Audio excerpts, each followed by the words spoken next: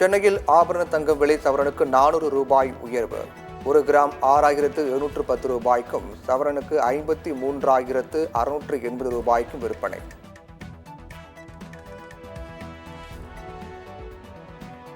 Chennai கொளத்தூரில் mini விளையாட்டு மைதானம் அமைக்க டெண்டர் கோரியது விளையாட்டு மேம்பாட்டு ஆணையம்.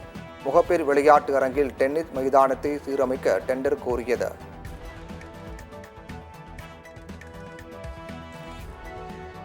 தமிழகத்தில் மருத்துவ படிப்புகளுக்கான ஆன்லைன் கலந்தாய்வு தொடங்கியது.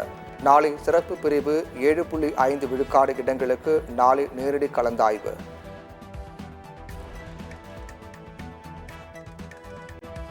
கிருஷ்ணகிரியில் பாலியல் வன்கொடுமை விவகாரத்தில் சிக்கிய தனியார் பள்ளி திறப்பு ஒத்திவைப்பு.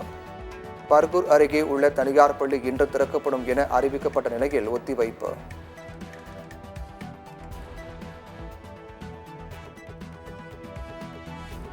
கிருஷ்ணகிரி சிறுமி வன்கொடுமை சம்பவம். தமிழக அரசுக்கு தேசிய மகளிர் ஆணையம் நோட்டீஸ். 3 வாரங்களுக்குள் விரிவான அறிக்கை தாக்கல் செய்ய உத்தரவு.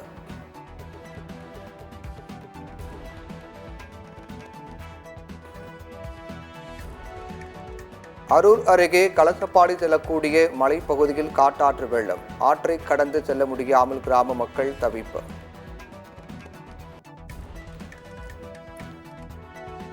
ஒகேனக்கல் காவிரி ஆற்றில் நீர்வரத்து வினாடிக்கு 11,000 கனஅடியாக குறைந்தது. ஒகேனக்கல் அருவியில் 36வது நாளாக குளிப்பதற்கு தடை நீடிப்பு.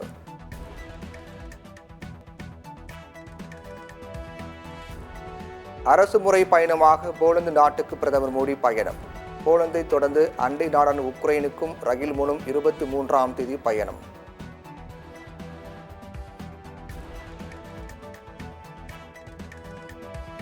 கொல்கத்தா மருத்துவமனை வன்முறை சம்பவம். 3 போலீசார் சஸ்பெண்ட்.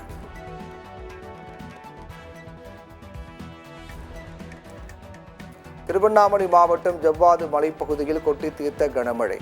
நிரம்பிய தென்பகத்தோப்பு அணை. ஆரணி கமண்டல்நாக நதி ஆற்றில் காட்டாற்று வெள்ளம். கன்னியாகுமரி பரவலாக பெய்து வரும் மழையால் பேச்சிப்பாறை அணையில் இருந்து உபரி நீர் திறப்பு. திருப்பரப்பு அருவியில் வெள்ளப்பெருக்கு காரணமாக 3வது நாளாக சுற்றுலா பயணிகள் குளிக்க தடை.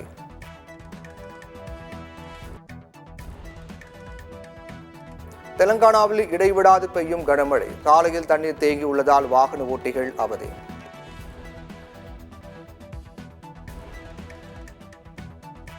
செங்கல்பட்டு, கடலூர், விழுப்புரம், மயிலாடுதுறை, நாகை உள்ளிட்ட 21 மாவட்டங்களில் மழைக்கு வாய்ப்பு. மண்டல வானிலை ஆய்வு மையம் தகவல். சீனாவில் பெய்து வரும் தொடர் கனமழை. மக்களின் இயல்பு வாழ்க்கை பாதிப்பு.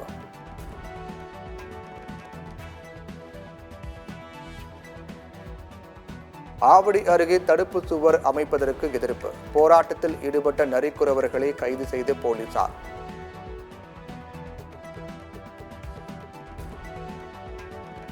பிசிசிஐ செயலாளராக இருக்கும் ஜெய்சா ICC தலைவராகிறார். ஆஸ்திரேலியா, இங்கிலாந்து உள்ளிட்ட நாடுகள் ஆதரவு.